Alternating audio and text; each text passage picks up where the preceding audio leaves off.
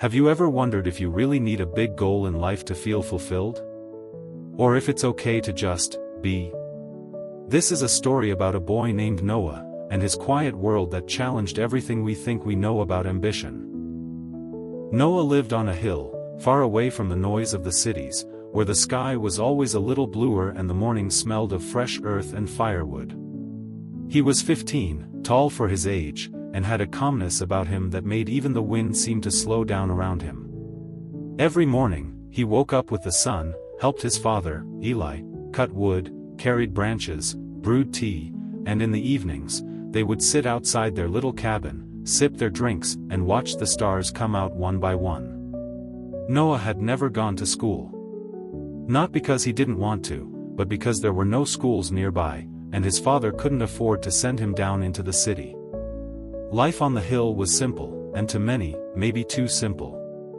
But for Noah, it was all he knew, and all he thought he needed.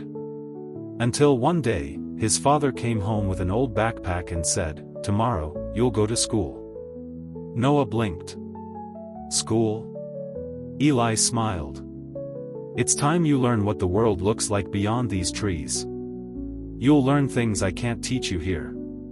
And just like that, the next morning, Noah walked down the hill for the first time in his life. Everything was new. The concrete streets, the loud honking, the rush of people moving like they had somewhere urgent to be. It felt like stepping into another world. At school, Noah sat quietly at the back of the classroom. The other kids looked different. Talked different. Some wore headphones. Others tapped constantly on small screens. Noah listened. Observed. And tried to understand. On his very first day, the teacher entered the room with a booming voice and said, "Today, I want each of you to stand up and tell the class, what is your ambition?" The room filled with excited chatter. One by one, students stood up. "I want to be a doctor. I want to build rockets. I want to be famous on the internet." Each answer came with confidence, even pride. Then it was Noah's turn. He stood up, confused. "What's ambition?" The class laughed. The teacher raised a hand to silence them.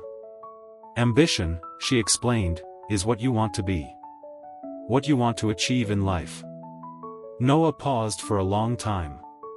Finally, he said, "I don't think I have one. I help my father cut wood. We work in the morning. We eat in the evening. Then we sleep. That's it. We do what we plan in the morning by the end of the day. Isn't that enough?" The class laughed again. The teacher frowned. "You must have ambition," she said.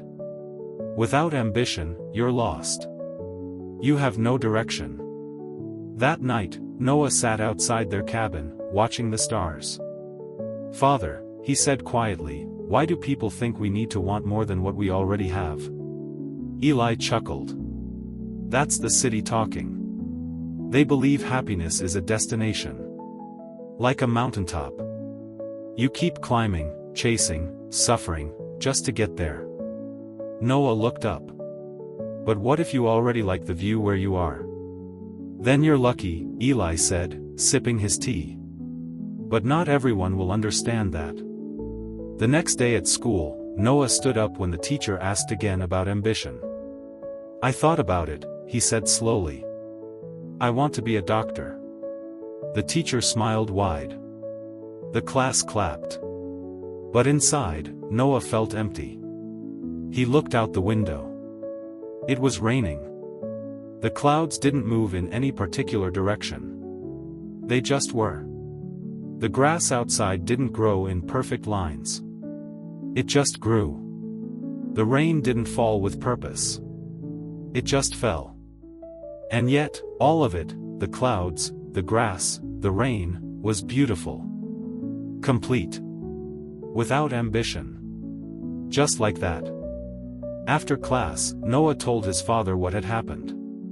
He talked about the clapping, the praise, the lie he told.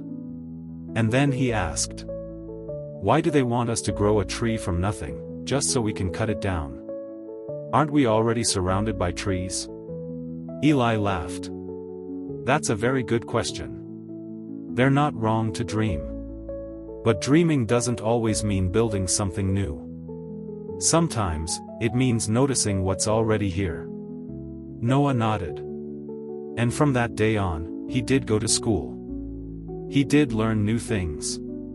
Math, science, history, and poetry. But he also kept waking up with the sun, cutting wood, making tea, and watching stars. He learned not to trade peace for praise. Because here's the thing, ambition isn't wrong. Wanting to be a doctor, a pilot, an artist, those are beautiful dreams.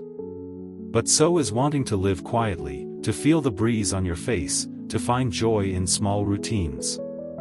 Noah taught me that. He reminded me that not every path needs a destination. That you can walk just to feel the ground beneath your feet. That you can live a full life without chasing something distant. So if today, you find yourself feeling behind, like everyone else is ahead of you, building, striving, achieving. Pause. Look around. Maybe, just maybe, you're already home. Thank you for listening. If this story moved something in you, share it with someone who's always chasing, and maybe needs to rest.